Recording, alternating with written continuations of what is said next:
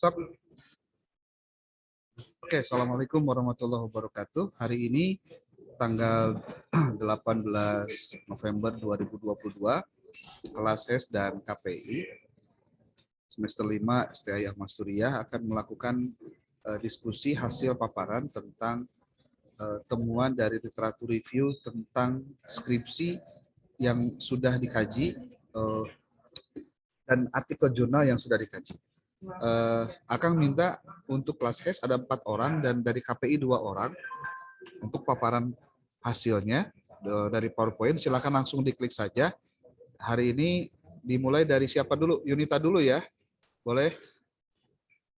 Udah Yunita, nanti siapa yang lain silakan ngejapri ke Akang, boleh. Untuk paparannya jangan lama-lama, maksimal 10 menit ya, maksimal 10 menit. Sok Yunita di share screen dulu, silakan. Akang pantau terus ya nih ya. Assalamualaikum warahmatullahi wabarakatuh. Waalaikumsalam warahmatullahi wabarakatuh. Dari analisis 10 skripsi dan jurnal yang Yunita sudah analisis. Nah, di sini Yunita mengambil tema yaitu jual beli. Nah, untuk skripsi pertama karyanya Sofia ya. PPT-nya di share screen dong. PPT-nya belum selesai, Kang. Hah? Yang udah aja yang udah ya? Kemarin Akang nggak nyuruh bikin PPT, Kang, cuma di tabel aja. Kalau di tabel, ya tabelnya aja yang ditampilkan, coba. Nggak apa-apa, tabelnya aja tampilkan. Nanti sebagai tugas pindahin aja ke PPT ya. Oke, dilanjut. Yunita itu aja, di apa? Di tabel aja nggak apa-apa ya. Tabel di Word berarti ya.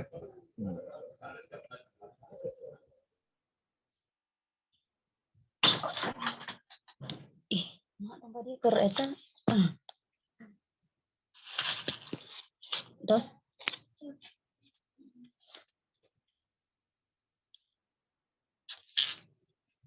Untuk skripsi pertama yaitu karyanya Siti Haizul Mustaqimah dengan judul Praktik Jual Beli Durian Secara Tebasan dalam Kitab. Untuk skripsi yang pertama.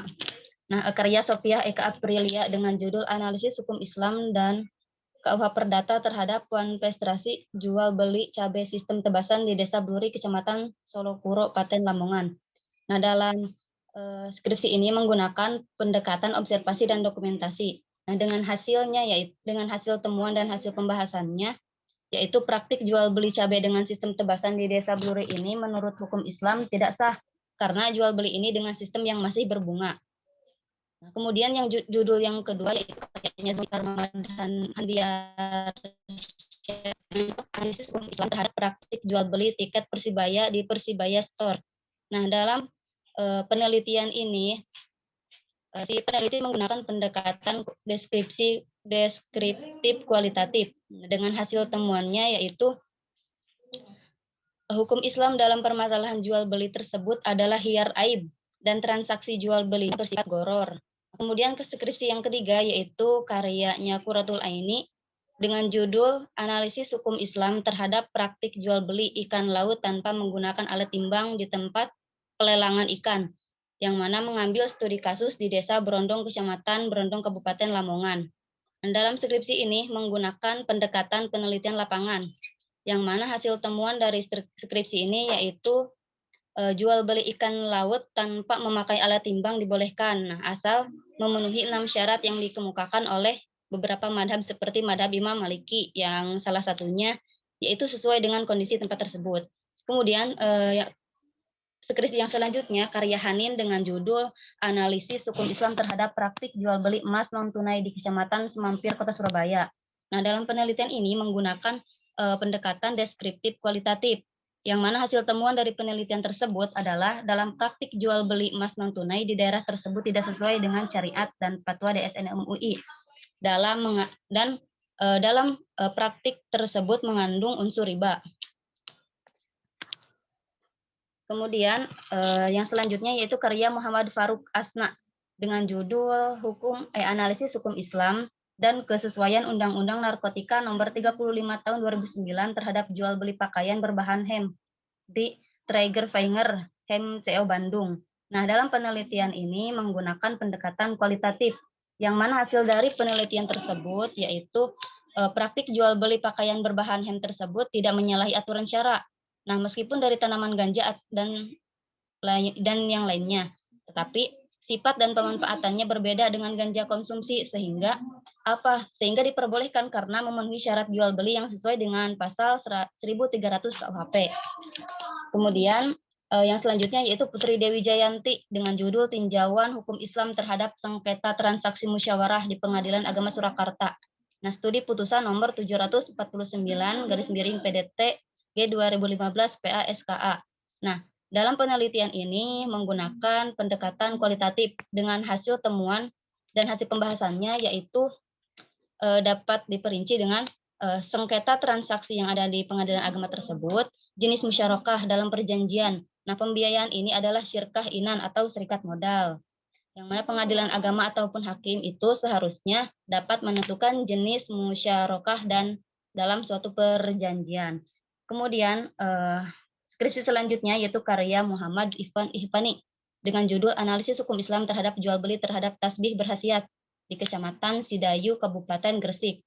Pada penelitian ini menggunakan pendekatan penelitian lapangan dengan hasil temuannya yaitu dalam transaksi jual beli barang yang gaib atau magic banyak perbedaan pendapat para ulama. Nah, tetapi mayoritas para ulama tidak memperbolehkan karena mengandung unsur gaib dan tidak sah dalam syariat Islam karena ada unsur penipuan. Kemudian skripsi selanjutnya karya Anas Taufik Ismail dengan judul Tinjauan Hukum Islam terhadap Praktik Jual Beli Gabah dengan Pembayaran Sebelum Panen di Desa Duren, Kecamatan Pilang, Kenceng, Kabupaten Madiun. Nah, pada penelitian ini menggunakan pendekatan deskriptif kualitatif. Nah, dengan hasil temuannya yaitu praktik jual beli gabah di desa tersebut itu sah dikarenakan sah menurut pasal KUHP Perdata karena sudah terpenuhinya unsur dan asas suatu perjanjian jual beli tersebut dalam hukum positif. Jadi praktik jual beli gabah tersebut boleh dilakukan karena mekanisme jual beli gabah yang dilakukan oleh masyarakat di desa tersebut sah menurut hukum Islam seperti dalam surat Al-Baqarah ayat 185. Nah, kemudian karya selanjutnya yaitu Bambang Hidayat dengan judul Analisis Hukum Islam terhadap Praktik Jual Beli Kelapa di Bali di pasar jual beli kelapa Bali di Pasar Tanah Merah, Bangkalan. Nah, pada penelitian ini menggunakan pendekatan analisis deskriptif dengan hasil temuannya yaitu dalam praktik jual beli penimbunan kelapa Bali di pasar tanah tersebut oleh seorang distributor kelapa itu dilarang.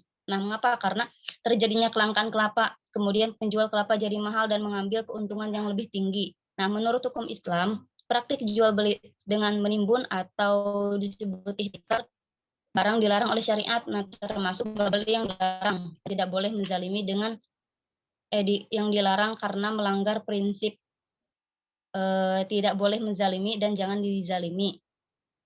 Kemudian skripsi terakhir atau yang nomor ke-10 yaitu dari karya Ahmad Bahsori dengan judul Analisis Hukum Islam terhadap akad jual beli melalui aplikasi GoFood di Kota Surabaya. Nah, dalam penelitian ini si peneliti menggunakan pendekatan metode wawancara.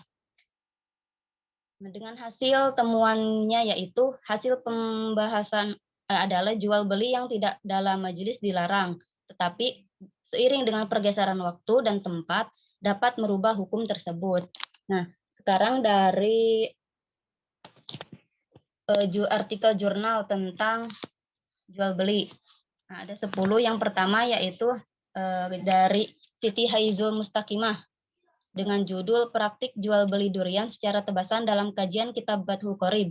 Nah, studi kasusnya di Desa Mantenan Giyanti, Kecamatan Candi Mulyo, Kabupaten Magelang. Nah, dalam artikel jurnal ini si peneliti menggunakan pendekatan deskriptif kualitatif, yang mana hasil temuannya yaitu mengenai kasus tentang tersebut yang ada di Desa Mantengan ini, jika ditinjau dari pandangan Kitab Bathul Qorib, maka ada yang dihukumi sah dan ada yang dihukumi tidak sah. Nah, adapun jual beli durian yang dilakukan secara tebas ketika durian itu belum terlihat, kebaikannya adalah tidak sah. Mengapa? Karena jual belinya meskipun dari segi rukun sudah terpenuhi, tetapi ada syarat jual beli yang tidak terpenuhi, yaitu dari segi objeknya. Nah, kemudian mengandung unsur gharar. Meskipun jual beli tersebut dilarang dalam Islam, tapi masyarakat di sana itu sering digunakan. Nah, praktik tersebut dalam konteks kitab Fathul Qorib tidak bisa dihukumi sah karena pohon durian tersebut disewa tanpa dengan lahannya dan diambil buahnya. Kemudian artikel jurnal yang selanjutnya yaitu dari karyanya Alwani Pujiono dengan judul Implementasi Akad Jual Beli Perspektif Madhab Syafi'i dan Kontentualisasi pada Jual Beli di Pasar Tirtayasa Serang. Nggak bisa ditampilkan di share screen biar tidak verbal maksudnya.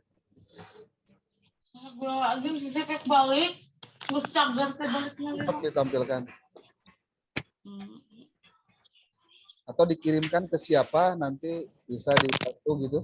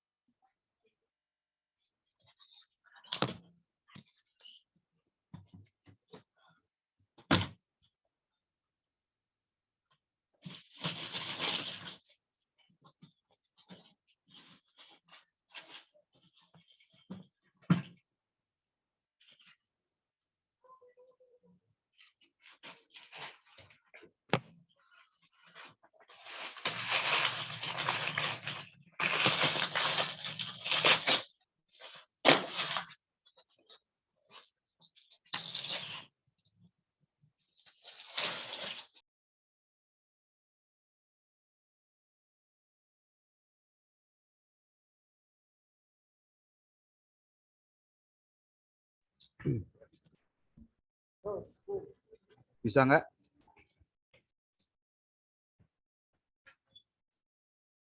Atau kalau enggak yang lanjut aja dah.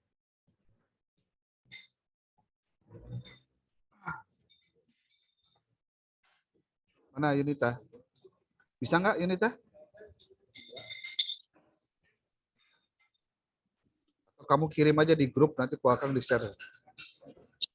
Yang mau Udah tampil dikirim. sekarang, ya. Udah dikirim ke grup kelas, Kang. Oh, grup kelas. Grup ini, Medlit aja ke grup Medlit. Oh, soalnya Yunita bukan admin, Kang. Oh iya ya. Padahal ini pada diadminin aja padahal nih. Oh, bentar.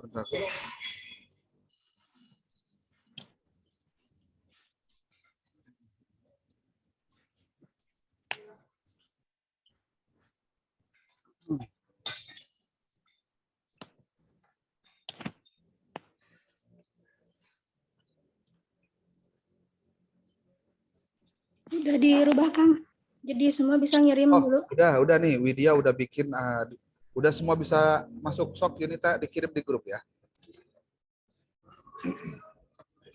Sok dibantu siapa yang bisa tampilkan ke PPT, ke screen. Ini dihidupkan dong di videonya, kenapa sih pada dimatikan?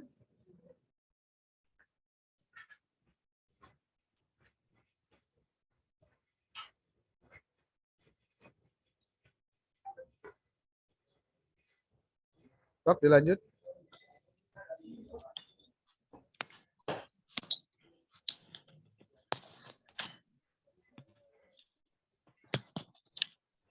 Baik, untuk artikel jurnal tentang jual beli yang kedua yaitu melanjutkan yang tadi, karya Alwani Pujiono dengan judul Implementasi Akad Jual Beli Perspektif Madhab Syafi'i. Nah, dalam jurnal ini menggunakan metode pendekatan kualitatif, yang mana hasil temuan dari si peneliti yaitu akad jual beli sering digunakan dalam praktiknya meskipun tidak semua orang memakai. Nah, di pasal tersebut fakta implementasi jual beli sendiri sesuai dengan madhab Syafi'i. Jadi si peneliti sudah menganalisis mengenai eh, penelitian yang dia lakukan. Kemudian yang selanjutnya yaitu karya Indra Bushra M. Anwar dengan judul Tinjauan Hukum Islam Terhadap Jual Beli Buah Durian dengan Sistem Mangali di Lulung dengan studi kasus di Dusun Indoaping, Kecamatan Lembang, Kabupaten Pindrang. Nah, dari jurnal ini si peneliti menggunakan metode kualitatif, yang mana hasil dari penelitiannya yaitu praktik jual beli buah durian dengan sistem mangali lulung, yaitu menjual buah di pohon. Nah, buah yang hampir matang atau yang sudah matang. Akad yang digunakan di tempat tersebut yaitu secara langsung berhadap-hadapan tanpa hitam di atas putih gitu. Nah, dalam Islam ada sesuatu yang dilarang, yakni jual beli izin, yaitu jual beli buah-buahan yang masih berada di pohon. Kemudian karya artikel jurnal selanjutnya yaitu Zulfadi Hamzah, Muhammad Arif, dan Hairunisa dengan judul Analisis Komparasi Strategi Pemasaran dalam Transaksi Jual Beli Online dan Offline pada Hijab. Nah, studi kasusnya yaitu mahasiswi Universitas Islam Riau. Nah, dalam jurnal ini si peneliti menggunakan jenis penelitian komparatif, yang mana hasil dari temuan si peneliti ini yaitu analisis komparasi strategi dalam pemasaran barang untuk dijual. Nah, baik itu berdasarkan faktor produk, harga, promo, tempat, orang, proses, dan bukti fisik tersebut. Nah, di sana objek yang dikajinya yaitu terdapat perbedaan strategi pemasaran dalam transaksi jual beli, baik itu online ataupun offline. Kemudian karya selanjutnya oleh Nur Syamsu Muhidam dan Ferdiawan dengan judul Pelaksanaan Penimbangan Jual Beli Biji Coklat dalam Tinjauan Ekonomi Islam. Studi kasusnya yaitu di Desa Buli, Kecamatan Nokilaki, Kabupaten Sigi. Nah, si peneliti menggunakan metode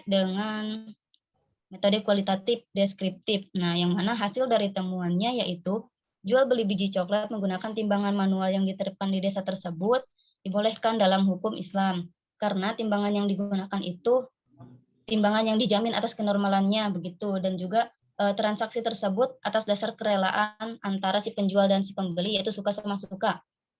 Karena sesuai dengan sabda Nabi juga, yaitu jual beli dianggap sah jika sudah ada kerelaan.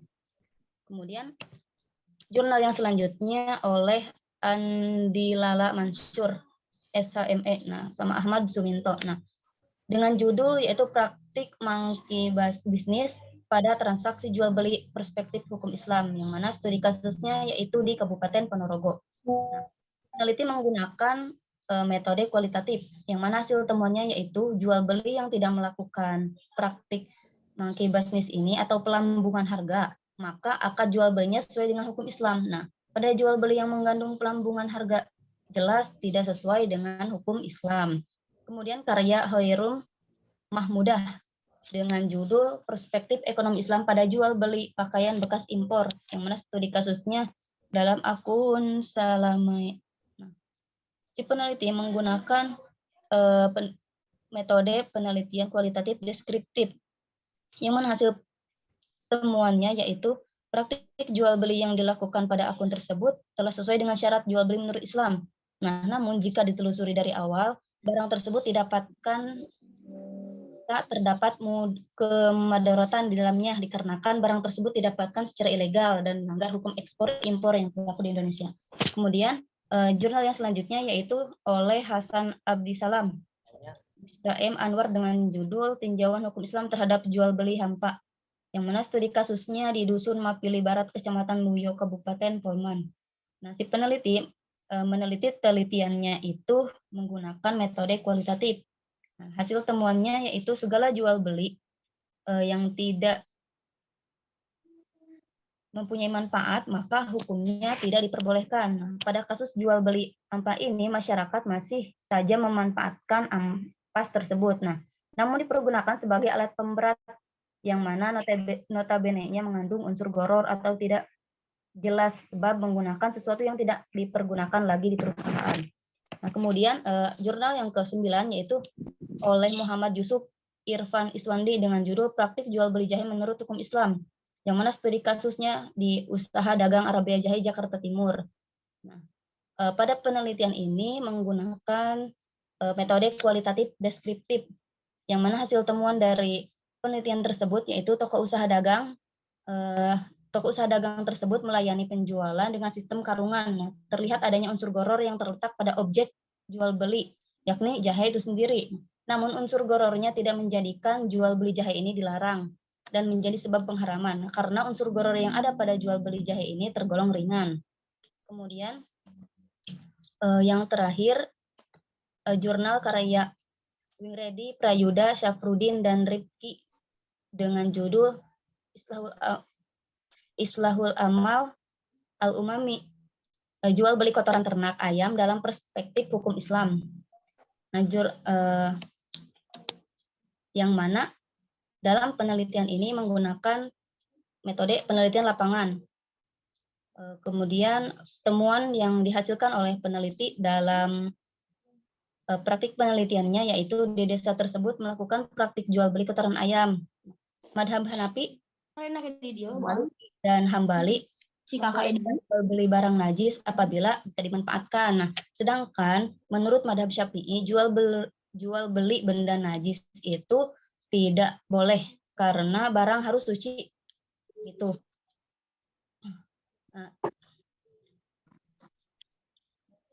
Nah, kemudian kan dari hasil analisis 10 dari 10 skripsi dan artikel jurnal. Nah, di sini kita dapat diambil kesimpulan bahwa saya akan berencana mengambil judul skripsi yang berkaitan dengan jual beli. Nah, terkhusus jual beli dalam hukum Islam. Yang dengan judul hukum jual beli yang dibayar dengan utang piutang sebagai praktik transaksi. Atau lokasinya di Kampung Cipicung, Desa Loji, Kecamatan Simpenan, Kabupaten Sukabumi. Nah, judul ini hanya rencana, misalkan untuk kedepannya apabila ada arahan atau menemukan materi-materi baru dan untuk menopang si judul tersebut maka akan diganti sesuai dengan kebutuhan yang selanjutnya. Mungkin begitu, Kang. Di nonton tuh.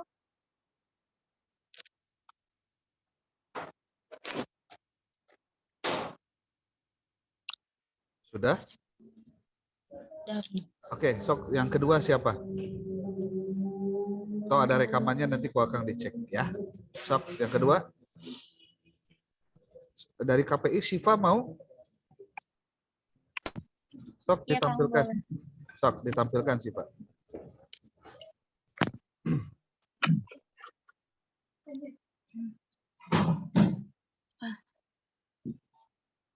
Masih ini enggak? Masih.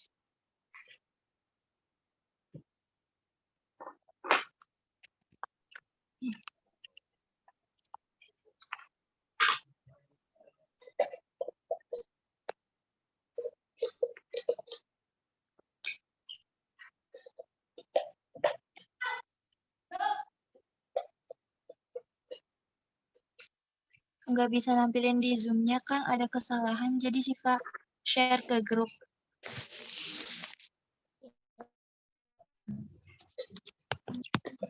Sama Yunita aja, coba kirim ke Yunita. Di grup.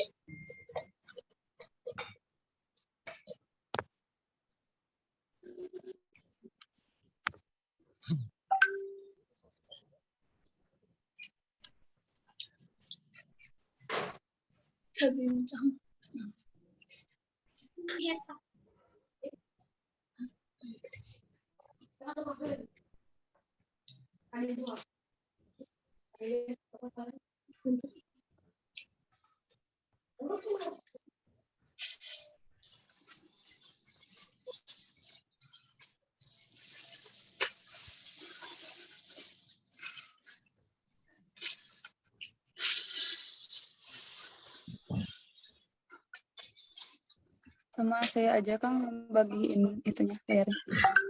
Oke, sok ya. Sok dimulai Siva ya. Iya, Kang. Assalamualaikum. Kan nggak bisa filenya berbentuk Word. Kalau Word nggak bisa katanya. Nggak apa-apa, Word juga nggak apa-apa. Maksudnya nggak bisa dibagiin di sini.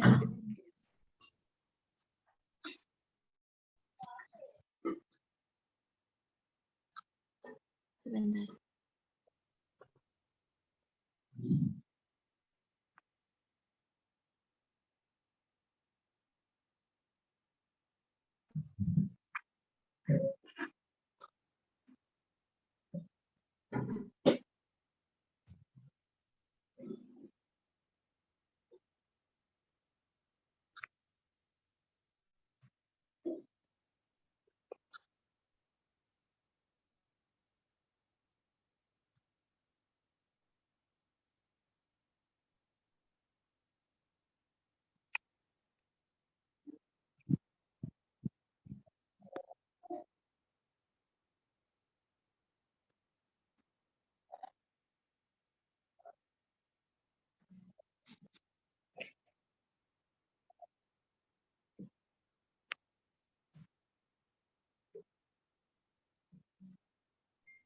Bisa? Belum?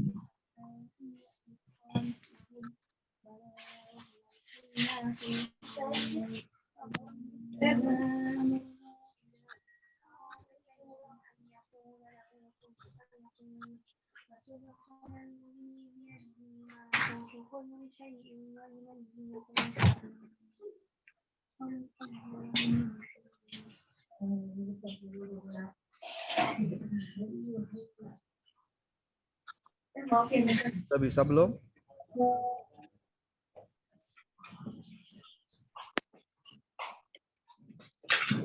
Belum bisa? Itu udah di-share pakai PDF. Oke, stop.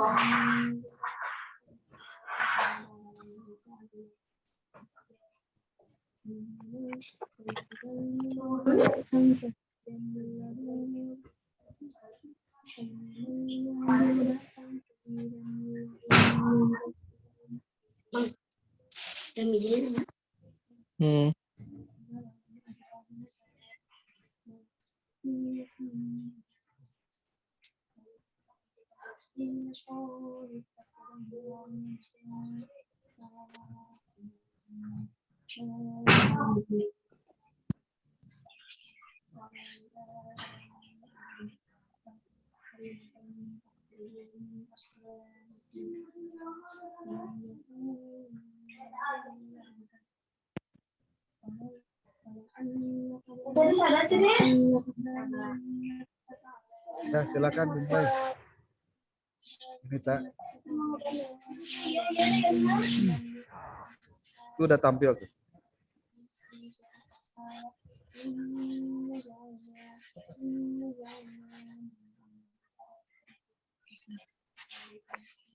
Assalamualaikum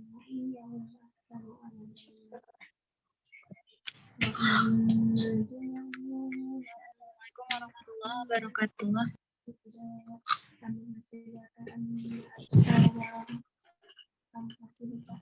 Di sini saya akan mempresentasikan tugas metode penelitian saya, yaitu skripsi literatur review. Yang pertama yaitu dari Amidan Mutiara Putri yang berjudul Strategi Dakwah Channel YouTube Filmmaker Muslim dalam Menanamkan Pemahaman Ilmu Islam, UIN Syarif Hidayatullah, tahun 2020.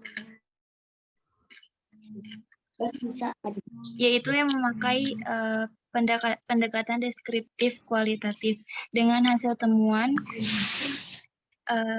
hasil dari penelitian dan analisa yang dilakukan menunjukkan bahwa FMM menerapkan strategi dakwah menurut Al-Bayanuni yang memiliki 3 aspek, yaitu yang pertama sentimental, 2 rasional, dan 3 indrawi. Dan dalam setiap video yang diproduksi oleh FMM memiliki nilai Islam yang bisa menambah pemahaman tentang ajaran pokok Islam. Karena dakwahnya disajikan dengan mengikuti perkembangan zaman. Yang kedua yaitu dari Muhammad Taufik yang berjudul Strategi Dakwah Islam Majelis Ahbabus Sholawat Institut Agama Islam Negeri Metro Lampung tahun 2019 yang berlokasi di Desa Bangunrejo, Kecamatan Gunung Sugi, Kabupaten Lampung Tengah. Penelitian ini menggunakan penelitian deskriptif kualitatif yang menghasilkan hasil penelitian atau wawancara dengan masyarakat di Desa Bangunrejo, Kecamatan Gunung Sugi, Kabupaten Lampung Tengah dapat disimpulkan bahwa strategi dakwah yang diterapkan di Majelis Ahbabus Sholawat menggunakan strategi tilawah.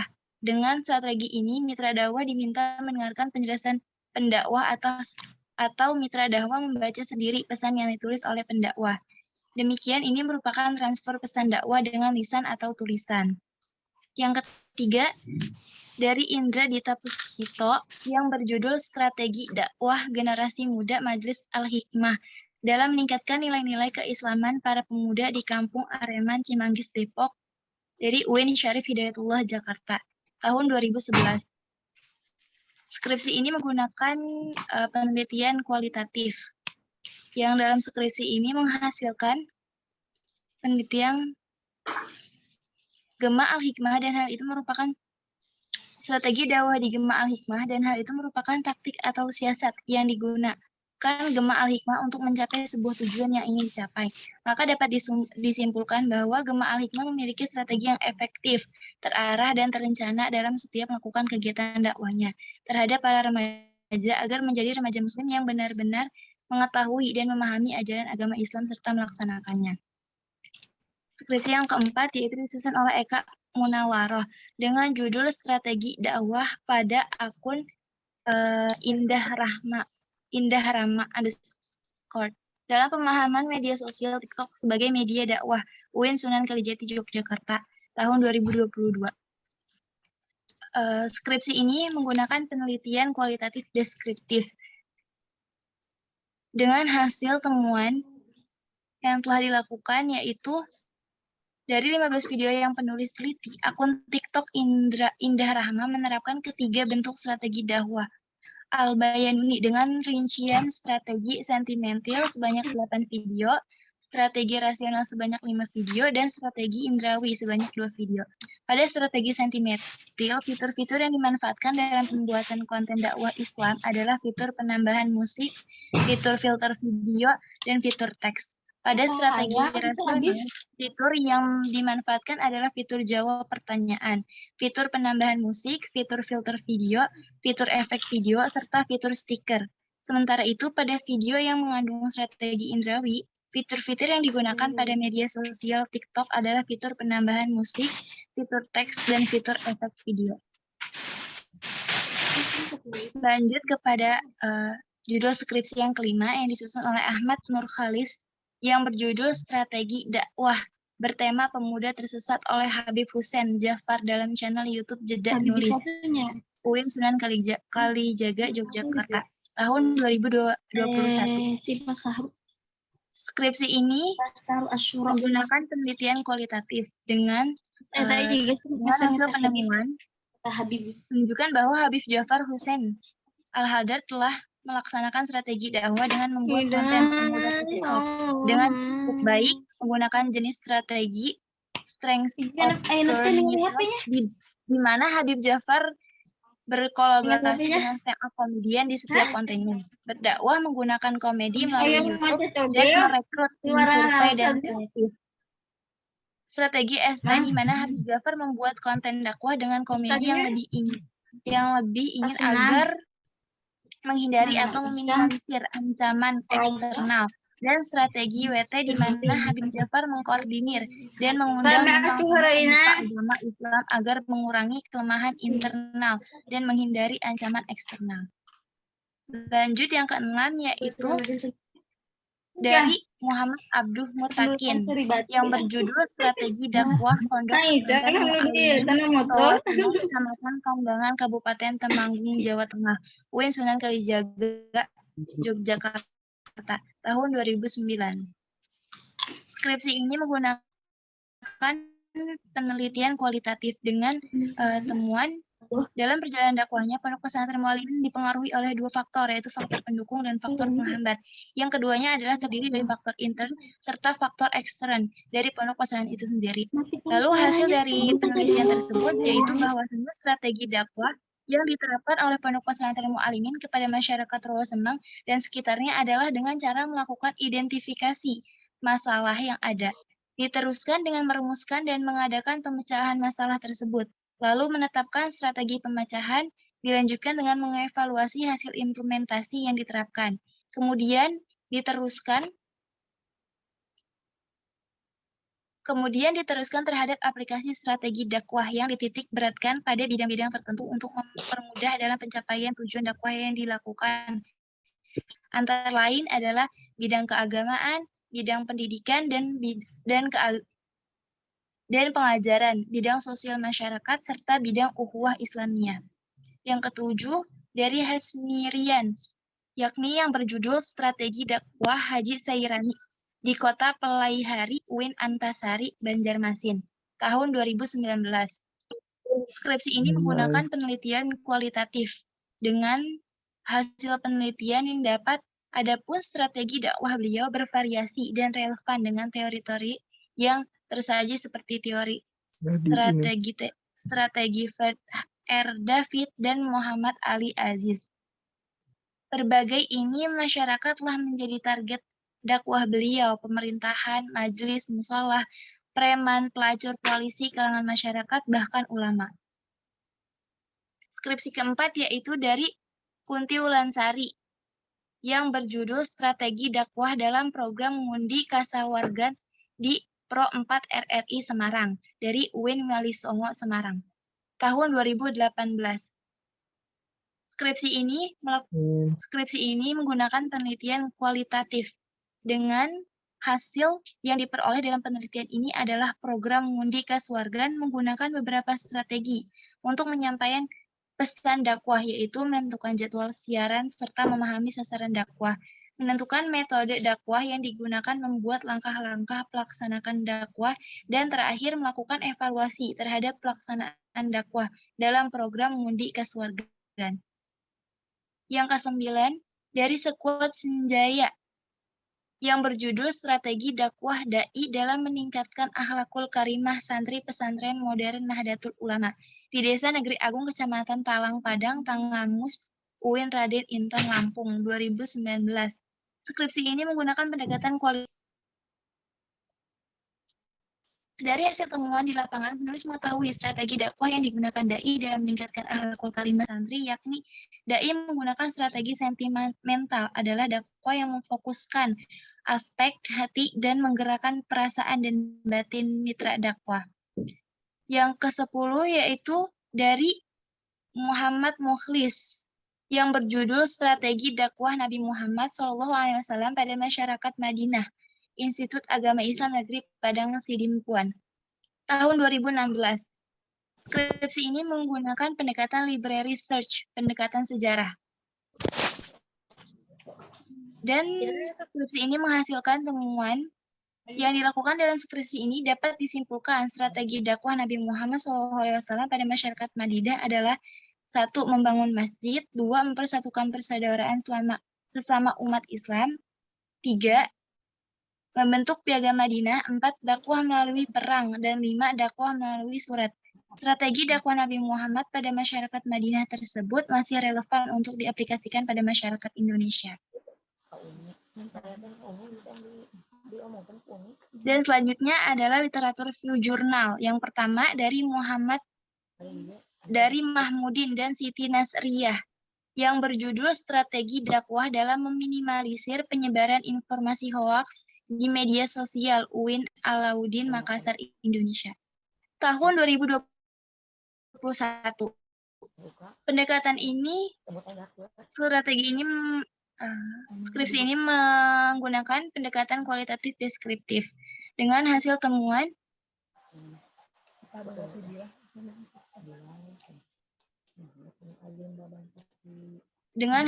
yaitu peneliti menunjukkan bahwa cara mengenali informasi hoaks di media sosial adalah memeriksa situs dan kualitas artikel, memeriksa kebenaran informasi, waspada dengan judul provokatif, memeriksa fakta, mengecek keaslian foto, dan ikut serta grup diskusi anti hoax. Yang kedua yaitu dari Atika Hidayah, strategi dakwah di era digital, analisis peluang dan tantangan, dari UIN Mataram 2020. Skripsi ini menggunakan pendekatan library research. Dan skripsi ini menunjukkan bahwa podcast menjadi media dakwah digital yang efektif karena dapat mentransformasi pengetahuan keagamaan kepada khalayak. Dapat dikolaborasikan dengan media lain, alternatif media untuk disemal konten audio, baik individu maupun lembaga, dapat diakses dengan aman dan nyaman.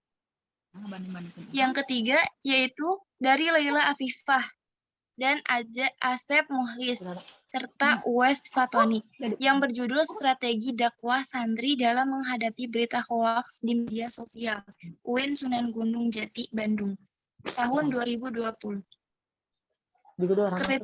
Jurnal ini menggunakan pendekatan studi kasus yang menghasilkan dari penelitian menunjukkan bahwa santri menggunakan strategi dakwah reduksi dan strategi dakwah pencapaian dalam menghadapi berita hoaks agar dirinya tidak terjebak ke dalam oknum berita hoaks sehingga santri mampu membedakan berita hoaks dan berita fakta.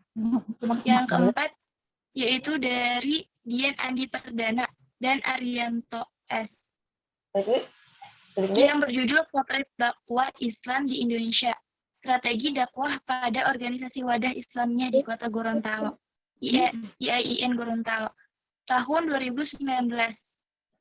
Jurnal ini menggunakan pendekatan kualitatif yang menghasilkan temuan, yaitu dalam perkembangannya wadah Islamnya mengalami rasionalisasi organisasi baik filosofis dasar maupun proses-proses organisasi.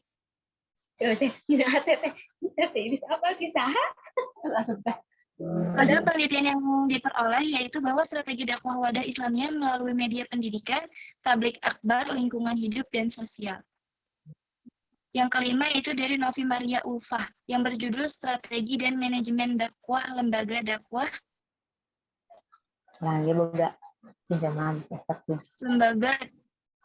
Lembaga Dakwah Islam Indonesia, Kecamatan Tugu Kota Semarang, UIN Wali Songo Semarang, 2015.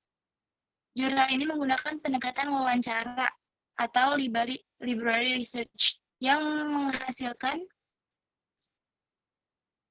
dari penelitian ini antara lain satu, sebagai sebuah organisasi, LDII menggunakan strategi dan manajemen yang baik dalam melakukan dakwah Islam. Yang kedua, strategi dakwah yang digunakan oleh LDII mencakup strategi di bidang keagamaan, di bidang olahraga, serta pengkaderan bagi jamaahnya. Kegiatan di dalam LDII bersifat harian, mingguan sampai tahunan. Lanjut yang keenam yaitu dari Usman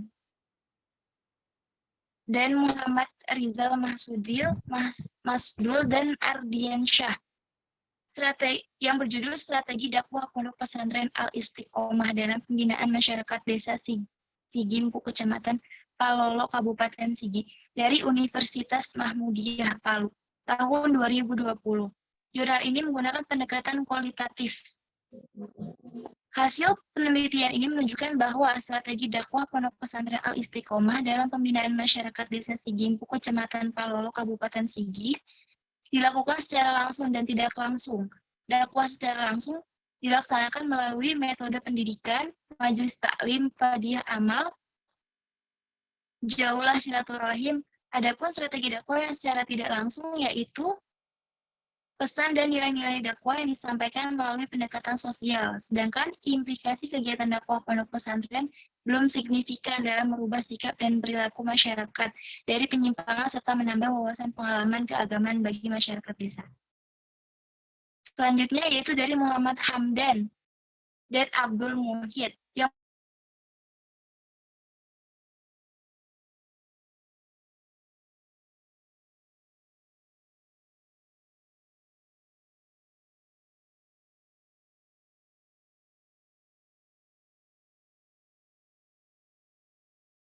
menunjukkan bahwa strategi dakwah yang digunakan oleh pesantren Luhur Al-Husna adalah dialog, pertukaran budaya atau pengetahuan, dan mondok bersama. Selain itu, pesantren Luhur Al-Husna juga menggunakan 3 strategi dakwah. Menurut Al-Bayani, yaitu Al-Atifi, Al-Akli, dan Al-Hissi. Strategi dakwah pesantren Luhur Al-Husna bisa dikatakan berhasil dalam menjaga toleransi karena mampu bertahan dan tetap eksis hingga saat ini. Yang ke-8 yaitu dari Ahmad Slamet dan Aida Fahriyatul yang berjudul Strategi Dakwah Nahdlatul Ulama dan Muhammadiyah di Kabupaten Jepara dalam Perspektif Pemanfaatan Media Massa dari Unisnu Jepara tahun 2018. Jurnal ini menggunakan pendekatan kualitatif dengan hasil penelitian bahwa pemanfaatan media massa yang digunakan organisasi Islam Nahdlatul Ulama dalam dakwah yang paling efektif adalah melalui media online.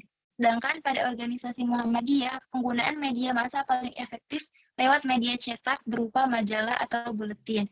Yang ke-9 yaitu dari Aang Barhanuddin yang berjudul Strategi Dakwah Kampung Quran dalam meningkatkan nilai-nilai religius di Desa Kalidilem, Randu Agung, Lumajang, dari Institut Agama Islam Syarifuddin, Lumajang, tahun 2020. Jurnal ini menggunakan pendekatan kualitatif fenomenologi. Yang menghasilkan penelitian ini adalah strategi dakwah yang digunakan oleh Kampung Quran ada 5. Yang pertama yaitu strategi sentimental, yaitu mengadakan pengajian rutin, memberikan nasihat dengan perkataan yang baik, serta memanggil mad'u dengan sebutan wahai saudaraku, wahai anak-anakku. Dan yang kedua, strategi rasional, yaitu mengajak masyarakat berdiskusi bersama. Yang ketiga, yaitu strategi indrawi, yaitu mengajak langsung praktek ibadah. Yang keempat, strategi taklim, yaitu mengadakan program pengetesan buta huruf Al-Quran, pengembangan tahfidz Quran, qiraatul Quran, seni kaligrafi, menyelenggarakan majelis tafsir Quran, dan entrepreneur Al-Quran. Yang kelima yaitu meneladani strategi Rasulullah. Jurnal yang terakhir yaitu dari Ajidan yang berjudul Strategi Dakwah Pesantren dalam Mewujudkan Masyarakat yang Harmonis, UIN Arani, Banda Aceh, tahun 2017. Jurnal ini menggunakan pendekatan deskriptif kualitatif dengan hasil penelitian bahwa strategi yang dipakainya sangat sederhana akan tetapi membawa efek yang sangat dahsyat. Di antaranya berkomunikasi dengan mau'izatul hasanah, yakni dengan cara lemah lembut dan tidak memaksa kehendak masyarakat.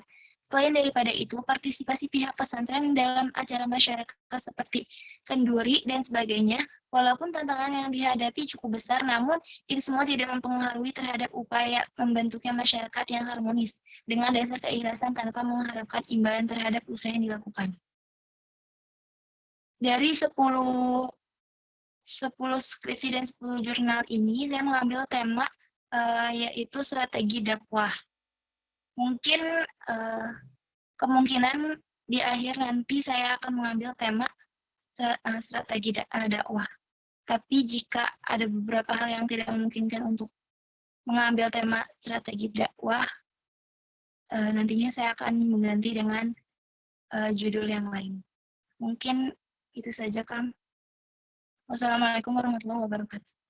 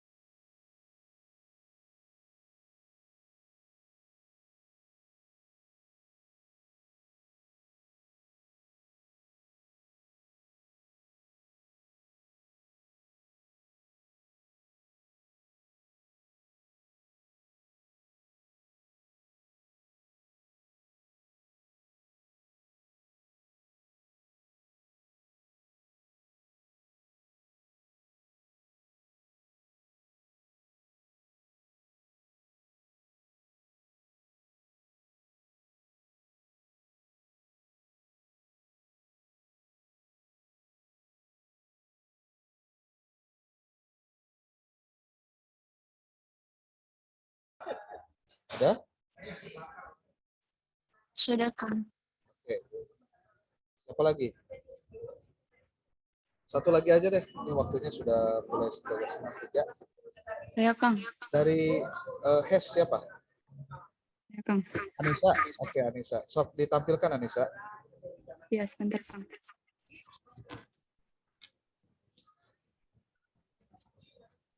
Nanti semua filenya dikirim ke grup ya. Terus apa?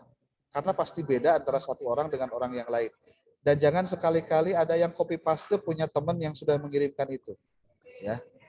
Atau kalau nggak mau di copy paste, kirim japri aja deh ke Akang ya. Jangan di grup ya. Biar Sudah lewat email, Kang. oh sudah email itu. Bagus lah kalau sudah lewat email. Bisa dicek dulu. Sok, dilanjut. Oke, Anissa dimulai. 10 menit aja ya. Kang. Bentar.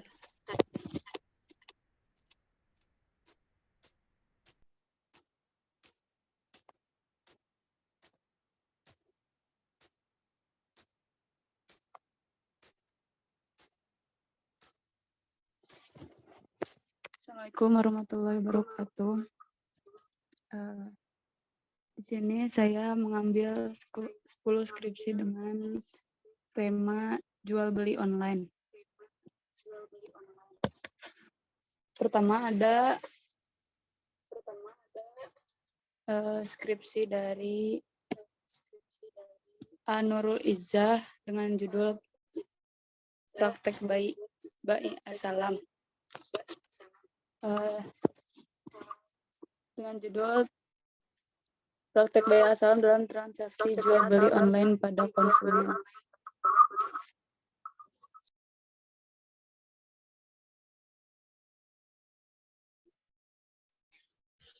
Praktek jual beli online, studi pada konsumen Makassar Dagang, Universitas Islam Negeri Alauddin Makassar. Diterbitkan pada tahun 2019 dengan lokasi di Samata, Goa, Makassar. Ini skripsi ini menggunakan metode atau penelitian kualitatif.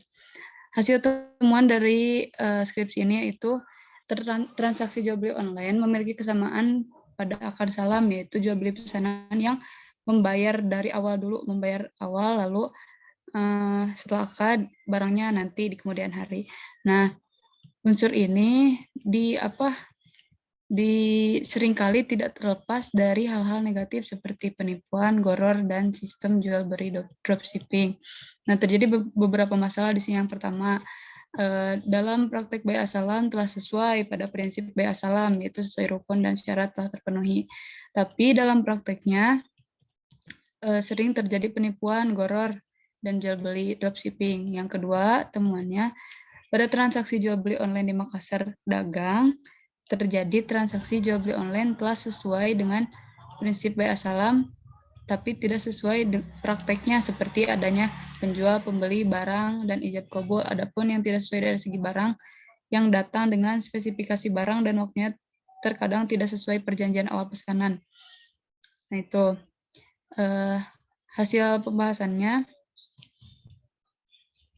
di sini bahwa benar bahwa pada prakteknya Bayi Assalam ini betul pada prinsipnya, tapi tidak sesuai ketika di lapangan. Jadi ketika di lapangan ada terjadi unsur penipuan, goror, dan lain-lain sebagainya. Dan terjadi barang tidak sesuai pesanan yang dijanjikan sejak awal gitu. Yang kedua dari Teti, judulnya implementasi KIA dalam jual beli online, kasus ketidaksesuaian objek pada marketplace Shopee Universitas Islam Negeri Alauddin Makassar. Nah, ini diterbitkan pada tahun 2020. Diterbitkan pada tahun 2020, lokasinya di marketplace Shopee Samata, Goa, Makassar. Ini menggunakan metode penelitian kualitatif. Hasil temuannya yaitu implementasi HIAR dalam jual beli online pada kasus ketidaksesuaian objek pada praktiknya telah menerapkan HIAR, walau dari segi pengetahuan dan literasi mengenai HIAR baik dari pihak Shopee, penjual maupun pembeli belum sepenuhnya mengerti atau paham mengenai HIAR. Yang kedua, Pada situs marketplace Shopee, praktek hiar yang diterapkan adalah hiar aib, hiar syarat, dan hiar ru'yah. Itu hasil pembahasannya. Implementasi hiar pada situs marketplace Shopee pada praktiknya telah menerapkan hiar, walaupun dari segi pengetahuan dan literasi mengenai hiar, baik dari Shopee pembeli penjual belum sepenuhnya mengerti akan akad hiar tersebut. Nah, sebagaimana hiar syarat yang diterapkan dengan penjual dan dari pihak Shopee memberikan rentang waktu kepada pembeli apabila ingin melakukan komplain atau pengembalian barang dana. Sedangkan hiar aib, pihak penjual memberikan ganti rugi terhadap barang yang diketahui cacat kepada pembeli setelah terjadi transaksi karena pihak penjual tidak mengetahui jika adanya kerusakan atau cacat pada produk yang akan dikirim. Ya, yang ketiga skripsinya dari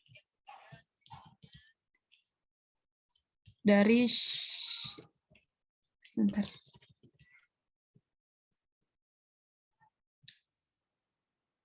Dari Rezeki Nur Fauziah, faktor penentu terhadap keputusan pembelian online shop Syari by Maika.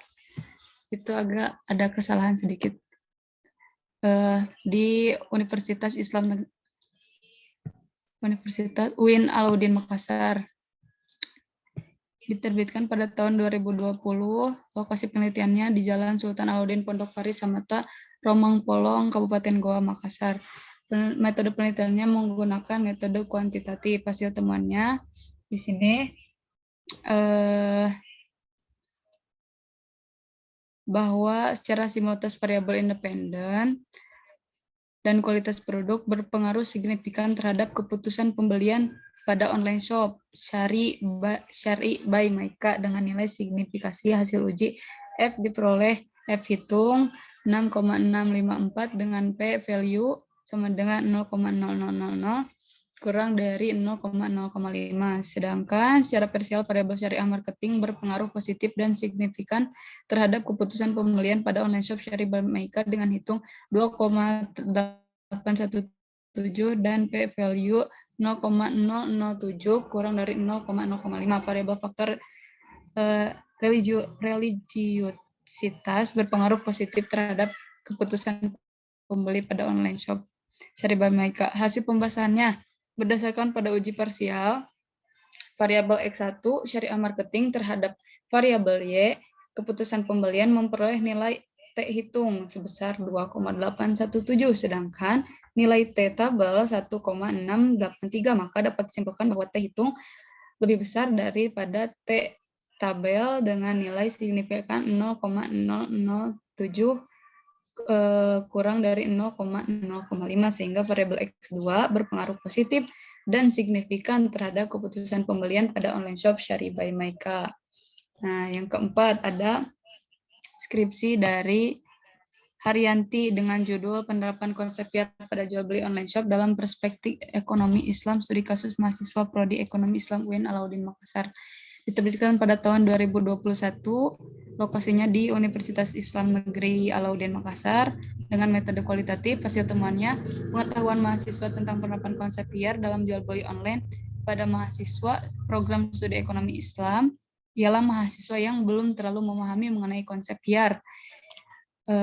Hasil pembahasannya langsung saja.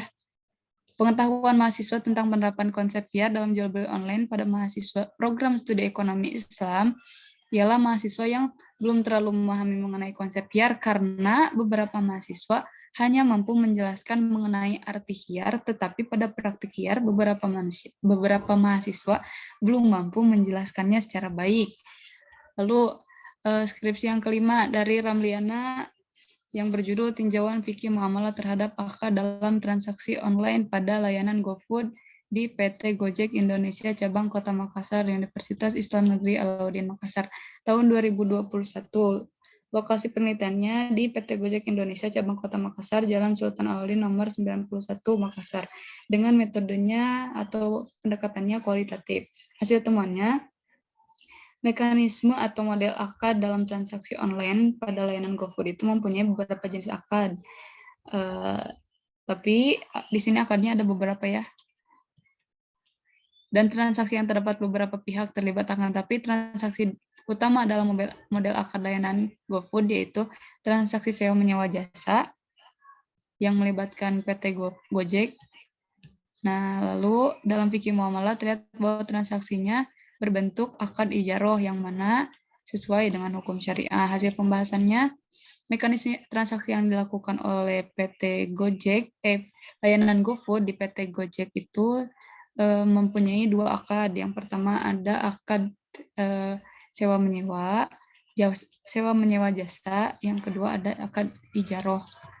Tuh.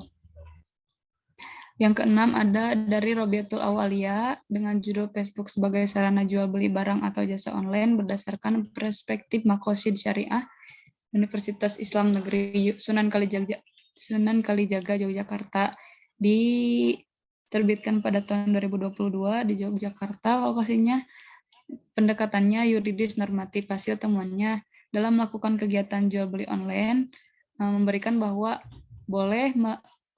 dibolehkan oleh syariat dengan aturan tertentu yang dapat mewujudkan perekonomian yang lebih praktis dan memudahkan semua pihak meskipun tidak luput dari masalah yang ditimbulkan, sehingga tidak terdapat kesesuaian mengenai penjelasan unsur-unsur maqasid syariah.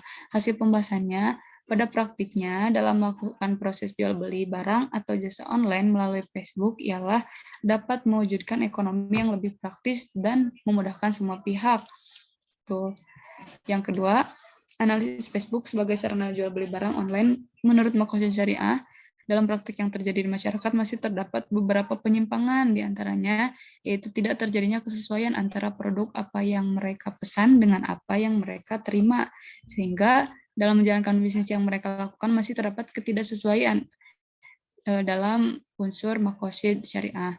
Yang ketujuh ada skripsi dari Vina Novitasari dengan judul Perjanjian Kemitraan antara PT Shopee Internasional Indonesia dengan mitra pengemudi pada layanan Shopee Food di Yogyakarta tahun 2022. Lokasi penelitiannya PT Shopee Food Yogyakarta. Pendekatan penelitiannya penelitian lapangan atau field research. Hasil temuannya pelaksanaan perjanjian kemitraan atau akad syirkah pada layanan Shopee Food di Yogyakarta dituangkan dalam bentuk kontrak elektronik yang membuat perjanjian baku. Hasil pembahasannya yaitu praktik perjanjian kemitraan antara PT Shopee Food Internasional Indonesia dengan mitra pengemudi pada layanan Shopee Food di Yogyakarta dituangkan ke dalam bentuk kontrak elektronik yang membuat perjanjian baku. Pelaksanaan perjanjian kemitraan tersebut tunduk pada Term of Service, aplikasi Shopee Food Driver, serta tunduk pada kebijakan privasi Shopee dan kode etik mitra pengemudi. Lalu yang ke-8 dari Afnin Nazilah dengan judul Praktik Penggunaan Shopee Pinjam pada Marketplace Shopee dalam Perspektif Sosiologi Hukum Islam, Universitas UIN Sunan Kalijaga Yogyakarta, diterbitkan pada tahun 2022, lokasi penelitiannya di Provinsi Yogyakarta. Lalu pendekatannya melalui penelitian kualitatif, hasil temuannya bahwa praktik penggunaan Shopee Pinjam pada Marketplace Shopee di Yogyakarta dilatar belakangi oleh beberapa faktor. Nah, diantaranya faktor ekonomi, faktor kemudahan, faktor pribadi, faktor sosial kelompok, dan faktor emosional.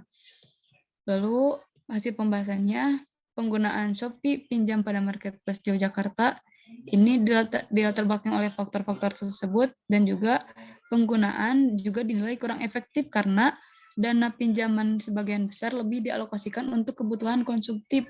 Dari beberapa informan peneliti wawancara, hanya ada satu informan saja yang mengalokasikan dananya untuk modal usaha. Yang ke-9 ada dari Aisyah Mutiara Sari, implementasi bisnis online syariah melalui e-commerce dalam meningkatkan penjualan di Yux Hijab Pasuruan, Universitas Negeri UIN Sunan Ampel Surabaya, tahun 2019 dengan lokasi penelitian di toko Yux Hijab Pasuruan dengan menggunakan metode penelitian kualitatif. Hasil temuannya, toko ini menjalankan usaha bisnisnya secara offline dan online. Bisnis yang dijalankan dengan metode online melalui media e-commerce ini menggunakan implementasi bisnis online syariah. Dari penelitian tersebut, diperoleh beberapa hasil penelitian, yaitu menampilkan foto barang secara real pic, Jadi tidak ada unsur goror, lalu menjalin komunikasi yang baik dengan customer atau dengan konsumen, lalu transaksinya menggunakan akad bai asalam. Hasil pembahasannya yaitu implementasi bisnis online ini yang melalui e-commerce meningkatkan penjualan di Yuksijab Pasuruan, yaitu dengan tadi menampilkan real pick, barang yang real pick, lalu apa yang dilakukan oleh Yuksijab ini semata-mata karena ingin memberikan perlindungan dan kenyamanan terhadap pembeli. Yang terakhir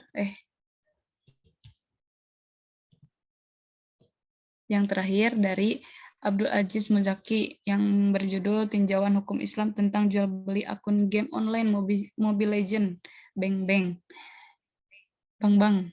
Universitas Islam Negeri Sunan Kalijaga Yogyakarta yang diterbitkan pada tahun 2022 di lokasi penelitiannya di Yogyakarta yang melalui metode penelitian lapangan atau paid research.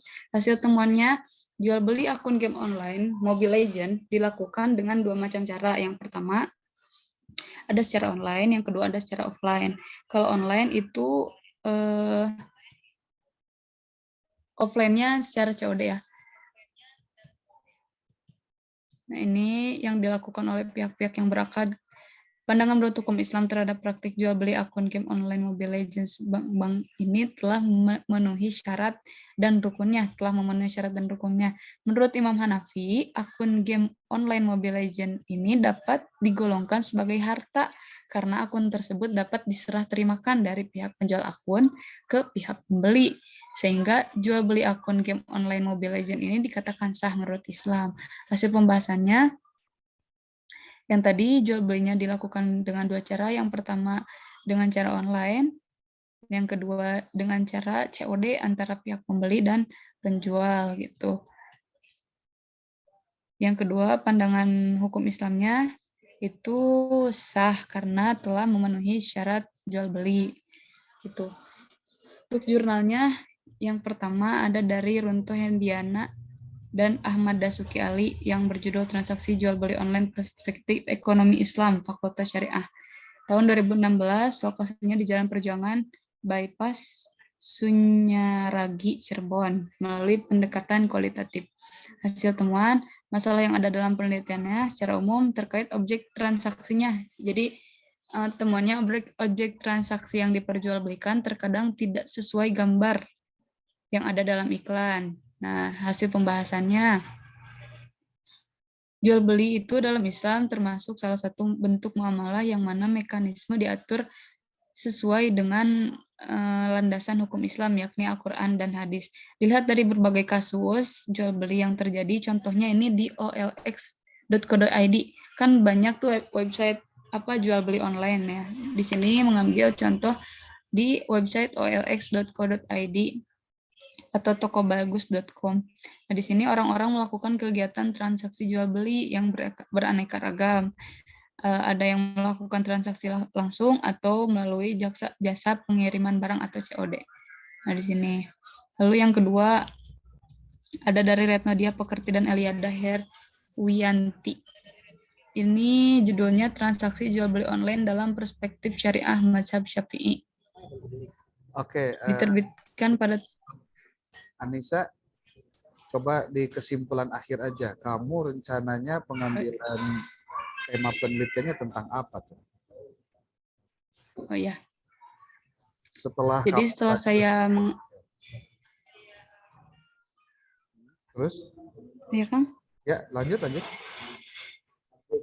Oh iya, jadi setelah saya menganalisis beberapa skripsi dan artikel jurnal, saya menyimpulkan atau saya berencana untuk membuat judulnya sebentar Kang di bawah. Nah, judulnya Tinjauan Ekonomi Syariah terhadap Akad Transaksi Jual Beli Makanan pada Layanan Aplikasi ShopeeFood di e-commerce Shopee dengan metode penelitiannya kualitatif deskriptif. Tapi ini hanya rencana saja. Nggak tahu Kang kalau misalkan ke depannya ada materi-materi yang baru lagi yang saya terima bisa diganti. Tapi minimal kamu punya gambaran ya bahwa pembahasan tentang akad jual beli makanan dalam layanan aplikasi Shopee Food ini belum banyak yang ngebahas gitu ya. Ya, Oke, oke. Nah, oke, sudah itu aja. Sekarang di off dulu. Keluarin. Oke. Share bentar screen. Kang. Bentar.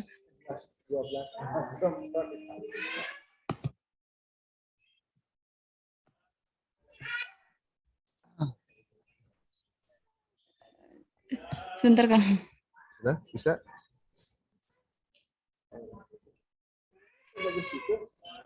Belum Kang, bentar. Gimana caranya? Itu share screen-nya diklik aja.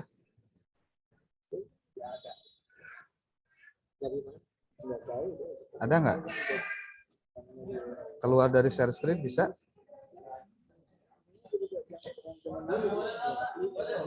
Nggak bisa Kang, gimana ya? Bah, emang kamu belum pernah pakai Zoom apa? Belum pernah share screen di laptop Kang. Ada, itu Tadi mah bisa di HP mah Kang. di laptop itu ada tuh keluarnya. Coba kamu klik di tengah-tengah layarnya, nanti muncul itu sebuah baris, itu tinggal exit. Ternyata gini Kang. Bentar.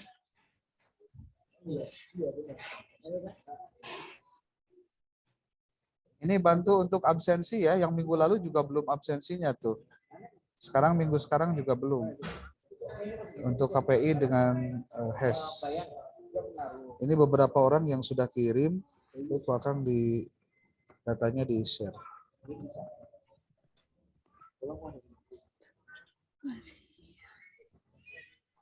Sudah? Belum bisa Kang. Aduh. Bentar. Sudah aja. Mudah. Ternyata gini Kang. Nah sekarang sama Kang ini mah tampilannya ya.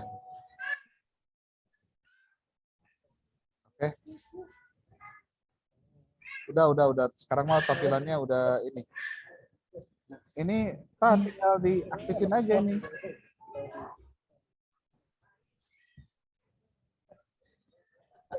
Di akhir itu bisa nggak? Itu Anissa, kamu tuh tinggal keluar atau kamu keluar dulu aja deh, biar nanti kamu masuk lagi. Keluar. Kalau misalnya nggak bisa, tapi yang itunya aja, yang layar di laptop kamu aja.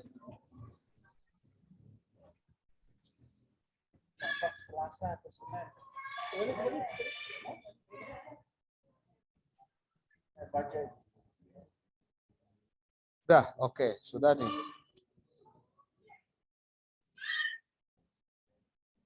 Oke, assalamualaikum warahmatullahi wabarakatuh. Pertama ingin disampaikan terima kasih. Pertama untuk Yunita, terus Siva, satu lagi barusan dari siapa? Nelmuna ya, yang sudah memaparkan hasil temuannya dari mengkaji berbagai macam artikel jurnal dan juga skripsi.